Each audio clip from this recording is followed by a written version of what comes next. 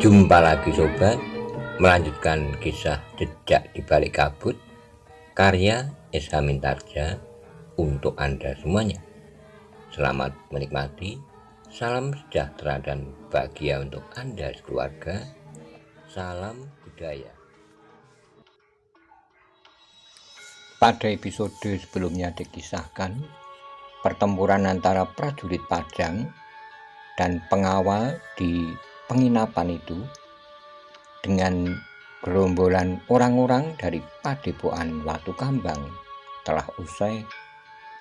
Banyak korban yang berjatuhan, terutama dari gerombolan orang-orang Padepokan Watu Kambang. Ada yang sebagian tertangkap, ada yang melarikan diri, dan beberapa orang terbunuh dalam peperangan. Ki Yudotomo berencana untuk membawa tawanan itu ke ibu kota Pajang.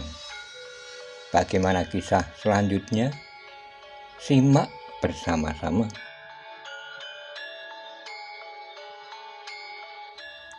Ternyata orang-orang upahan itu tidak berkeberatan untuk membagi tugas. Bagian menjaga para tawanan, sedangkan yang lain akan mengantarkan orang-orang yang akan menempuh perjalanan ke Nglungge lewat Sasak penyeberangan. Malam itu hampir tidak seorang pun yang sempat tidur lagi, apalagi mereka yang terluka. Sedangkan orang-orang yang akan melanjutkan perjalanan telah bersiap-siap mengemasi barang-barang mereka. Sedangkan orang yang besok akan pulang setelah menjual dagangannya di pasar Manjung di hari pasaran akan meninggalkan penginapan itu pula. Namun orang-orang yang menginap di penginapan merasa cukup terlindungi. Meskipun ada di antara mereka yang terluka, pagi-pagi menjelang fajar, orang-orang di penginapan itu telah dikejutkan oleh kehadiran sekelompok orang yang tiba-tiba saja sudah berada di luar dinding halaman penginapan yang rendah. Pemilik penginapan itu dengan dua orang pengawalnya telah turun ke halaman. Dengan tergesa-gesa, mereka melihat orang yang bertugas di regol telah membuka pintu regol halaman. "Siapakah mereka?" bertanya pemilik penginapan dengan cemas. Sekilas ia menduga bahwa orang-orang yang diupahnya bekerja padanya itu telah diselundupkan oleh sekelompok perampok yang lain, yang ternyata datang kemudian. Namun salah seorang pengawal di pintu regol itu menjawab, "Sekelompok prajurit Pajang." "Prajurit Pajang?" Pemilik penginapan itu terkejut. Benarnya lah yang memasuki halaman penginapan itu adalah sekelompok prajurit yang dipimpin oleh seorang lurah prajurit.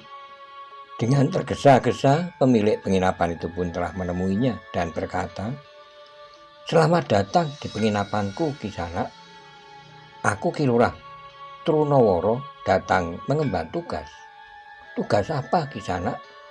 "Kami mendapat perintah untuk membawa para perampok yang tertawan ke Pajang." "Para perampok?" Demikian cepat Pajang mendengar peristiwa ini, dan demikian cepat Ki Lurah sampai di sini. Petugas Sandi telah mencium rencana ini sejak kemarin sore. Dua orang di antara para perampok itu telah membicarakan rencana ini.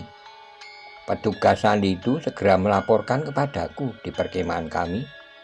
Tetapi kami datang terlambat. Meskipun kami bergerak cepat, kami mendapat laporan dari petugas Sandi, kami yang lain, bahwa pertempuran sudah selesai.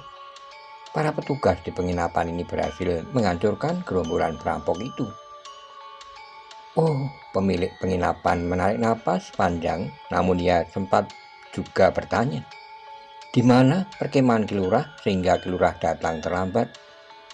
Lurah prajurit itu mengerutkan dahinya, namun kemudian ia pun berkata, "Apakah Kisanak merasa perlu mengetahui di mana kami berkemah?" "Tidak, bukan maksudku. Aku hanya ingin mengatakan bahwa Ki Lurah tentu berkemah di tempat yang jauh. Tidak terlalu jauh, tetapi perjalanan petugas Sandi kami dan perjalanan pasukan kami memerlukan waktu." Pemilik penginapan itu tidak bertanya lagi, namun seorang pengawalnya berkata, "Untunglah kami dapat mengatasi sendiri keadaan ini. Jika tidak, maka yang Ki Lurah temukan di sini adalah mayat-mayat kami." Ki Lurah Trunawara mengerutkan dahinya, namun sambil menarik napas dalam-dalam ia pun berkata, kami memerlukan kerjasama yang baik dengan mereka yang memerlukan bantuan kami. Jika saja kami tahu sejak kemarin, maka kami tidak akan terlambat. Tapi petugas sandi kami baru dapat mencapai perkemahan semalam. Kami berharap pada kesempatan lain setiap bentuk kecurigaan terhadap kemungkinan buruk kami dapat diberitahu secepatnya agar kami tidak terlambat. Tetapi kami tidak tahu di mana Ki Lurah berkemah. Kalian tidak perlu mencari aku. Yang aku maksudkan dengan kami adalah prajurit Pajang, dimanapun para prajurit itu berada. Terima kasih Ki Lurah, berkata salah seorang upahan yang mengawalnya. Pagi itu juga para prajurit Pajang telah mengambil dan membawa para perampok yang tertawan, termasuk perempuan cantik penjual nasi Megono yang telah terbangun dari pingsannya. Demikian para prajurit meninggalkan diri. Sebagian dari orang-orang yang menginap di penginapan itu akan meneruskan perjalanan ke Nglunggi. Bagian lagi memang akan pulang setelah seharian menggelar dagangannya di pasar Manjuk. Para pengawal pun telah dibagi 10 orang akan mengawal mereka yang akan meneruskan perjalanan. Selebihnya, kecuali yang terluka parah, akan menjaga penginapan itu serta merawat kawan-kawan mereka. Para pengawal yang terluka ringan sama sekali tidak menghiraukan luka-luka mereka. Mereka masih saja menjalankan tugas mereka dengan baik. Namun dalam pada itu, pemilik penginapan sudah tidak dapat menemukan lagi 2 orang anak muda yang menyebut diri mereka pengembara. Pada saat pertempuran berlangsung, keduanya nampak ada di halaman. Namun kemudian keduanya telah hilang. Benarnya lah Wijang dan Paksi telah mengikuti para prajurit Pajang yang membawa para tawanan ke Pajang. Wijang dan Paksi ingin mendengar dari mereka apakah di padepokan itu terdapat beberapa anak muda yang disebut angkatan mendatang. Namun para prajurit itu setelah menyerahkan para tawanan telah kembali lagi ke dalam tugas mereka di perkemahan mereka di pinggir hutan di dekat Peduk. Perempuan penjual nasi itu terkejut ketika di hari berikutnya pintu bilik tahanannya terbuka. Ia melihat 2 orang yang telah membeli nasi Megono di dekat penginapan itu. Kita bertemu lagi, Mbok Ayu, desis Wijang yang kemudian duduk di sebuah amben kayu bersama Paksi, sementara perempuan itu duduk di bibir pembaringan di bilik tahanan itu. Siapa kau sebenarnya? Bertanya perempuan itu. Namaku Wijang dan ini adalah adikku Paksi. Kami adalah pengembara yang menempuh perjalanan tanpa akhir. Omong kosong. Jika kalian benar pengembara, kalian tidak akan dapat masuki barak tahanan ini. Wijang tersenyum katanya. Kau benar, tapi bagimu siapapun aku itu tidak penting. Lalu apa maksudmu? Mbok Ayu, desis Wijang, namun kata-katanya terputus. Jangan panggil aku Mbok Ayu, panggil aku Rumi. Kau tentu mendengar kawanku itu memanggil namaku. Baiklah Rumi, kau datang untuk meminta pertolonganmu. Pertolonganku? Apa yang dapat aku lakukan? Aku hanya seorang penjual nasi. Mungkin pada suatu hari aku ingin kau menolong membuat nasi Megono bagi kami. Tapi kali ini kami ingin tahu siapa saja yang berada di padepokan itu. Bukankah di padepokan itu ada beberapa orang anak muda yang sedang ditempa untuk menjadi kekuatan bagi angkatan mendatang? Aku tidak tahu maksudmu, Rumi. Kami ingin tahu ada beberapa orang anak muda yang berada di padepokanmu. Maksudku, anak-anak muda atau remaja yang sudah menjelang dewasa, yang ditempa dengan laku yang berat. Karena di bahu mereka lah perjuangan di masa datang akan dibebankan. Tanpa mereka, perjuangan di masa mendatang akan terputus. Aku tidak tahu. Aku tidak pernah berada di padepokan. Aku berada di Manjung dan menjual nasi Megono setiap hari. Kau sudah mulai berbohong.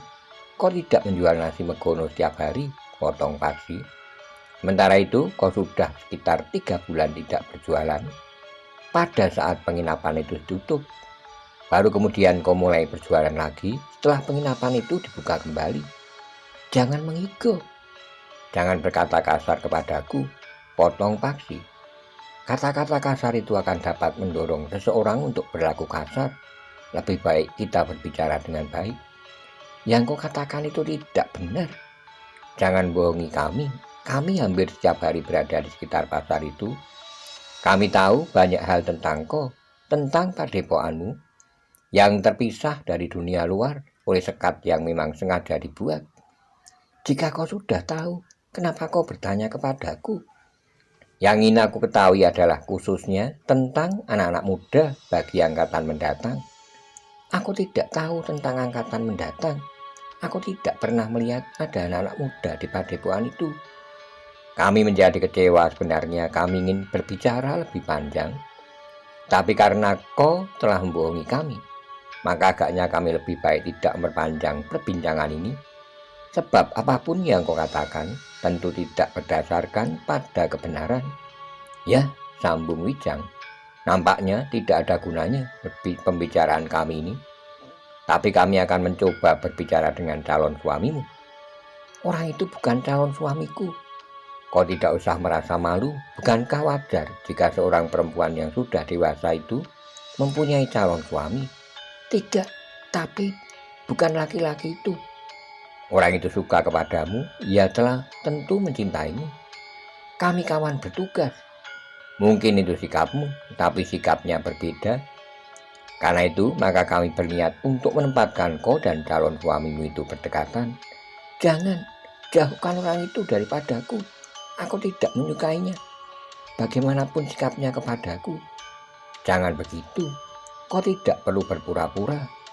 Kalian perlu berbohong tentang keadaan padepokanmu, tapi kau tidak perlu berbohong tentang calon suamimu. Tidak, aku berkata sejujurnya. Wijang dan Paksi tertawa dengan nada tinggi. Paksi pun berkata, kau sudah berbohong tentang hari-harimu pergi ke pasar berjualan nasi. Kau sekarang berbohong tentang bakal suamimu, sehingga aku yakin bahwa tidak ada yang pernah kau katakan apa adanya. Kau adalah seorang yang sangat jauh dari kebenaran. Tidak, aku bukan seorang pembohong dan suka berpura-pura. Bukankah wajar jika aku mengemban rahasia dari lingkunganku, tapi tidak tentang calon suami? Sudahlah, Bu Ayu, berkata Paksi. Tenanglah jika kau berbohong dengan mapan dan tegas. Maka kebohonganmu tidak akan terlalu jelas. Tidak, aku tidak berbohong. Sampai ketemu, Bu Ayu. Panggil namaku. Aku pun ragu-ragu apakah nama itu namamu yang sesungguhnya, yang diberikan oleh ayah dan ibumu. Memang bukan, aku berkata sejujurnya. Namaku yang sebenarnya adalah Wigati.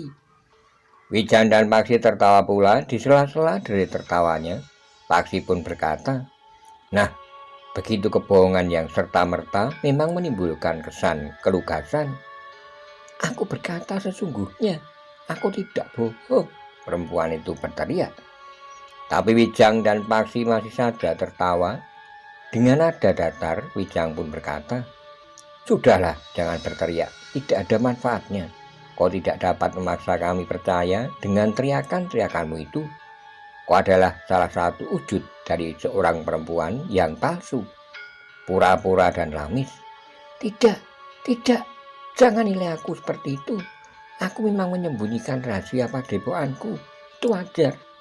Tapi aku bukan seorang yang palsu. Ketika Wijang dan Paksi melangkah keluar, maka perempuan itu berdesis, tunggu. Wijang dan Paksi memang berhenti. Ia melihat perempuan itu menutupi wajahnya sambil menahan tangis. Wijanglah yang kemudian berkata, sekarang kau tawarkan air matamu. Kau kira air matamu itu dapat mengelabui kami? Selamat tinggal, aku tidak dapat membantumu jika kau dihadapkan kepada petugas yang akan memeriksamu. Tangis perempuan itu bagaikan direntakkan seperti bendungan yang pecah. Air matanya mengalir di sela-sela jarinya. Kenapa kalian tidak membunuh aku saja di medan? Kematian yang pantas bagi sebuah perjuangan. Kematian itu akan membebaskan dari siksaan yang keji seperti ini. Siksaan yang keji?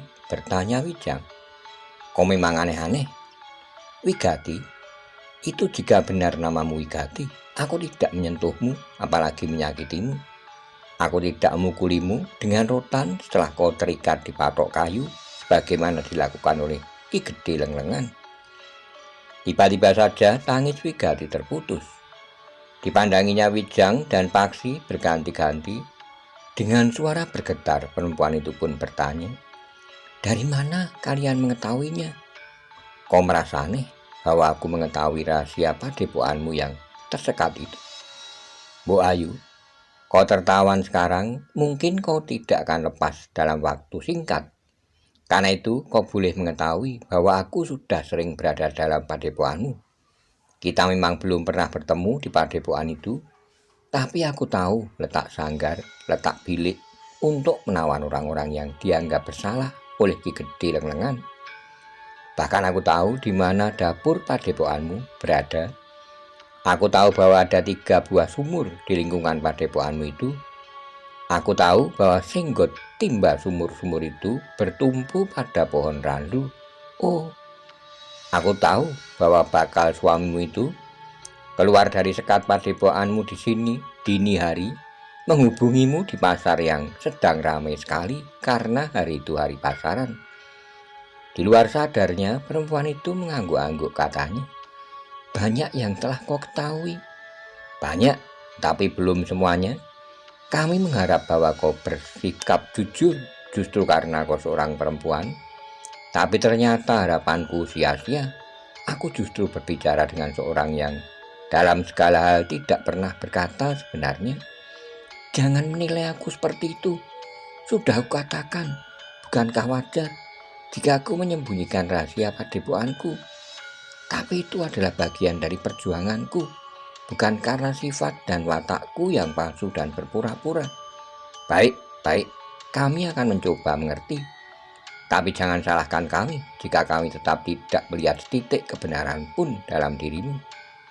Perempuan itu menangis lagi, namun Wijang dan Paksi tidak menghiraukannya. Keduanya pun kemudian meninggalkan bilik itu. Peninggal Wijang dan Paksi, maka tangis perempuan itu meledak lagi. Ia tidak mendengar pintu biliknya ditutup dan diselarak. Beberapa lama perempuan itu menangis. Ketika ia terdiam, maka ia mendengar selarak pintu biliknya diangkat. Sejenak kemudian pintu bilik itu pun terbuka. Seorang prajurit masuki ruang itu sambil membawa makan dan minum bagi perempuan itu. "Di sana," berkata perempuan itu, suaranya dalam sekali bahkan agak serak dan bergetar. Prajurit yang membawa makanan memandang perempuan itu dengan tajamnya. Prajurit itu kemudian bahkan bertanya, "Apakah kau belum tahu siapakah mereka itu?" "Belum Kisanak." "Yang seorang adalah Pangeran Benowo, putra Kanjeng Sultan Hadiwijoyo. Yang seorang namanya Paksi, putra Kitumenggung Sarpobiwodo." "Pangeran Benowo dan putra Kitumenggung Sarpobiwodo? Ya, kenapa?" Wajah perempuan itu menjadi sangat tegang. Ternyata anak muda itu adalah orang terpenting di Pajang setelah Kanjeng Sultan sendiri, sedangkan yang seorang lagi justru menimbulkan persoalan dalam hatinya. Bukankah Kitumenggung Sarpobiwodo salah seorang pemimpin yang berdiri di pihak Haryo Wisoko? Meskipun perempuan itu belum pernah bertemu dengan Kitumenggung, tapi ia sudah pernah mendengar namanya. Perempuan itu pun tahu bahwa Kitumenggung telah tertangkap justru sebelum Haryo Wisoko. Perempuan itu tidak menjawab, tapi wajahnya tertunduk lesu. Sejenak kemudian prajurit itu pun telah keluar dari dalam bilik itu. Sementara perempuan yang dipanggil Rumi, tetapi menurut pengakuannya bernama Wigati itu, menjatuhkan dirinya menelungkup di pembaringan. Makan dan minum yang diletakkan di atas amben kayu itu tidak segera menarik perhatiannya. Hari itu adalah hari-hari yang basah bagi Wigati. Tiap kali air matanya menitik di luar kendali. Sebelumnya ia adalah seorang perempuan yang tabah, yang ditempa oleh gejolak keinginannya untuk ikut berjuang. Selama ini jantungnya bergelora bersama dengan para pengikut Haryo Wisoko yang ingin mendesak dan menyingkirkan Karebet dari tahta di Pajang. Tetapi bekal kemampuannya dalam uragan-uragan telah menempatkannya pada tempat yang penting di padepokan yang dipimpin oleh Ki Gede Lenglengan itu. Bahkan justru karena ia seorang perempuan, maka ia mempunyai kesempatan yang lebih baik dari seorang laki-laki. Ketika malam kemudian turun, terasa betapa sepinya bilik tahanan itu. Wigati sekali-kali mendengar para prajurit yang bertugas di luar bilik tahanan terbatuk-batuk kecil. Sekali-kali terdengar mereka berbincang perlahan-lahan, namun kemudian sepi kembali. Sulit bagi Wigati untuk segera tidur. Terbayang kembali sikap kedua orang yang mengaku bernama Wijang dan Paksi. Kata-kata mereka pun terngiang kembali di telinganya. Bahkan seakan-akan berkata itu telah diucapkan kembali. Apakah aku memang seorang pembohong? Orang yang tidak dapat dipercaya? Pura-pura dan lamis? Pertanyaan itu rasa-rasanya bergejolak dalam dadanya. Wigati pun mencoba mencari jawabnya. Sikapnya itu adalah sikap yang wajar sebagai seorang yang tengah memperjuangkan cita-cita. Aku memang berpura-pura, Wigati itu menggeram. Tapi itu bukan sikap dan watakku. Itu adalah sikap dan watak yang dituntut oleh perjuangan yang sedang berlangsung dan bahkan akan berlangsung lama sekali. Wigati menutupi wajahnya, namun masih saja nampak di angan-angannya sikap kedua orang anak muda yang berbicara sambil menertawakannya. Begitu hinakah aku, sehingga aku pantas untuk ditertawakannya? Namun Wigati pun kemudian tertidur karena ia menjadi sangat letih setelah menangis dan bergumul dengan dirinya sendiri. Namun saat itu terdengar kokok ayam jantan untuk yang terakhir kalinya sebelum matahari terbit di hari berikutnya. Ketika langit mulai menjadi terang, ternyata Wigati telah terbangun. Setelah terlena beberapa saat, ia pun kemudian mengetuk pintu untuk minta izin pergi ke Pakiwan. Seorang prajurit telah membuka pintu itu dan kemudian berdua bersama seorang kawannya, prajurit itu mengantar Wigati pergi ke Pakiwan yang khusus dalam pengawasan yang ketat. Wigati pun kembali ke biliknya setelah mandi. Ketika matahari naik sepenggalah, seorang prajurit telah masuk ke dalam biliknya membawa makan dan minuman. Pagi itu perut Wigati terasa lapar. Karena itu maka Wigati pun telah makan dan minum meskipun hanya sedikit. Demikian Wigati selesai makan dan minum, maka pintu bilik itu pun telah terbuka lagi. Wigati terkejut ketika ia melihat kedua orang yang mengaku bernama Wijang dan Paksi itu berdiri di muka pintu. Adalah di luar sadarnya ketika tiba-tiba saja Wigati pun berjongkok sambil menyembah, katanya, "Hamba mohon ampun atas kekasaran hamba, Pangeran." Wijang tersenyum sambil melangkah masuk diikuti oleh Paksi. Wijang pun bertanya, "Dari mana kau tahu tentang kenyataan jati diriku?" "Seorang prajurit yang bertugas menjaga hamba telah memberitahukan kepada hamba." "Baiklah, tapi apakah kau juga akan menuduhku sebagai seorang pembohong?" "Tidak, Pangeran. Hamba tahu bahwa Pangeran tentu sedang menyamar. Ketika Pangeran berada di Manjung, hambalah yang terlalu bodoh untuk tidak dapat membedakan seorang pangeran dengan orang kebanyakan. Jika kau masih dapat membedakan, berarti penyamaranku gagal. Hamba Pangeran. Nah, sekarang bangkitlah dan duduklah di pembaringanmu. Atas perkenan Pangeran." Demikian Wigati duduk. Maka Wijang pun bertanya, "Kau juga sudah tahu siapakah adikku ini?" "Hamba Pangeran, anak muda itu bernama Paksi, putra Ki Tumenggung Sarpo Biwodo." "Kau pernah mendengar nama Tumenggung Sarpo Biwodo?" "Pernah, Pangeran." "Nah, putra Ki Tumenggung itu adalah seorang anak muda yang melihat kenyataan, sehingga ia tidak mengikuti jejak ayahnya yang berpihak kepada Haryo Wisoko. Sementara itu, kau telah mengorbankan segala-galanya, bahkan pertaruhkan nyawamu untuk mendukung gagasan Haryo Wisoko. Setelah Haryo Wisoko tertangkap, kau masih juga melakukan apa yang kau sebut suatu perjuangan." "Tekad hamba sudah bulat." "Wigati, coba katakan kepadaku, apa yang sebenarnya kau perjuangkan?" Pertanyaan itu memang mengejutkan. Sejenak Wigati terdiam. Pertanyaan itu terngiang kembali di telinganya. Apa yang sebenarnya kau perjuangkan? Wigati pun menundukkan kepalanya diam dalam-dalam. Terasa dadanya bagaikan tertekan oleh segumpal batu padas.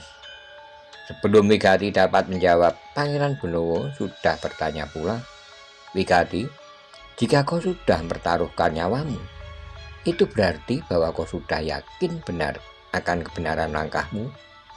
Karena itu kau tentu dapat mengatakan apa yang sebenarnya kau perjuangkan. Apakah kau ingin agar Hariwisoko dapat merebut kekuasaan Ayahanda Sultan Hadiwijoyo? Sementara Paman Hariwisoko sudah tertangkap. Wigati tidak segera dapat menjawab. Apakah yang kau yakini itu juga rahasia? Wigati termangu-mangu sejenak, namun kemudian ia pun berkata, apakah pangeran masih menginginkan hamba mengatakan yang sebenarnya? Tentu, Wigati, katakan yang sebenarnya. Pangeran, hamba adalah seorang anak yatim piatu. Pada saat hamba dilahirkan oleh ibu hamba, keluarga hamba telah terkena bencana. Ayah hamba telah terbunuh dalam perkelahian antara dua orang laki-laki yang merebutkan ibu hamba, meskipun ibu hamba telah melahirkan hamba.